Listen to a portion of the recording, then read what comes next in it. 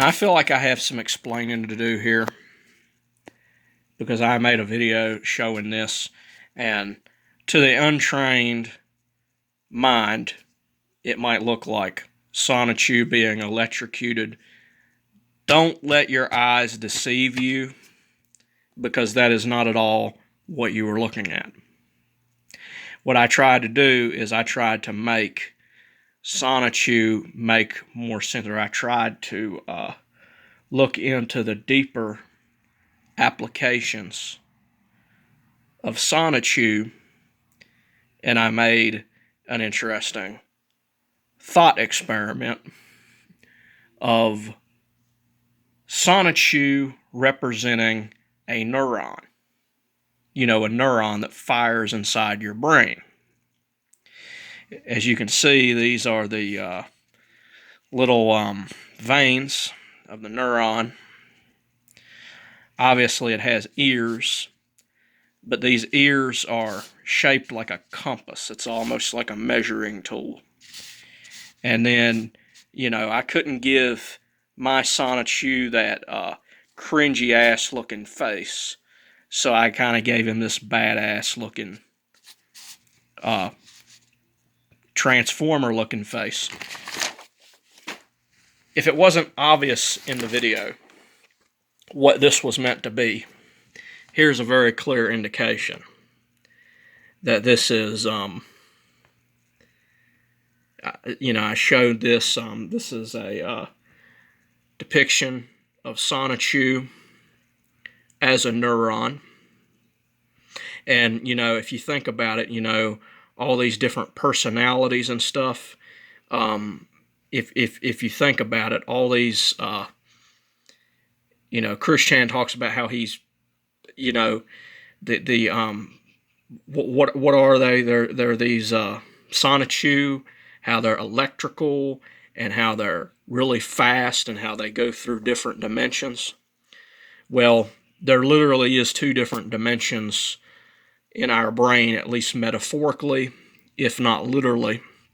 And that, of course, is the right and left hemisphere of the brain, as is depicted in this other medallion that I created with AI. And, of course, one side represents 1218, which is our more intellectual side, and the other side represents C197, which represents the more imaginative part of the brain.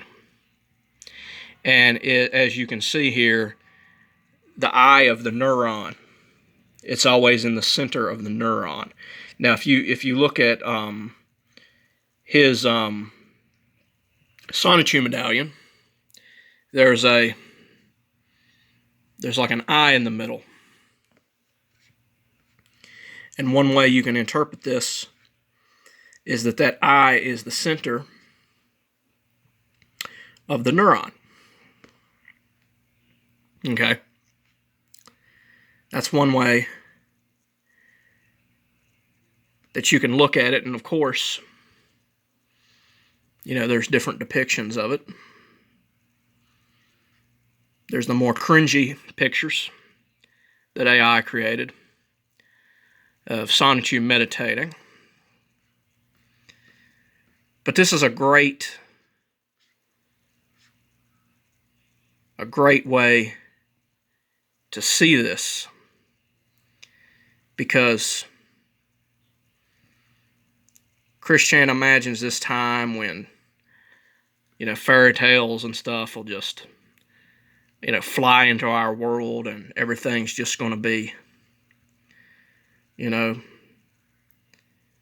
everything's going to be kicking. We'll get to see our heroes and all this type of stuff.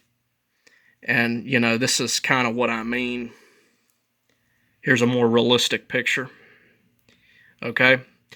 I love the metaphor of Sonichu being a neuron, and the idea of, Quickville is a city of neurons. Well, what's a city of neurons? A city of neurons is a brain, obviously. It's like a world full of neurons. And, you know, Christianity talks about how he's being possessed by Sonic, and, you know, and he's being possessed by, what is it? What's his name? He's in C197, and Magic Chan, right? He pretends he's being possessed by. Well, that makes perfect sense if you imagine a Sonichu as being a neuron, because what do neurons do? They go through different parts of the brain and activate different parts of our personality, different parts of our persona.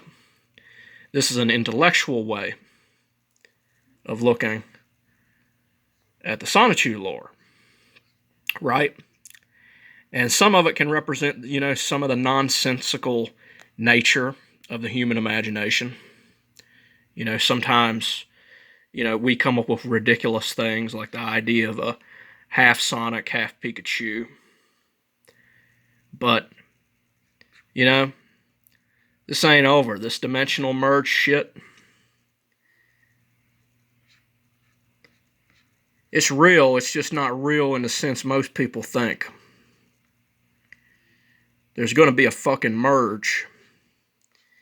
It's going to happen when people understand how to become enlightened, and they learn how to actually fucking meditate and actually stop working off of who they think they are and start actually working off of what they really are.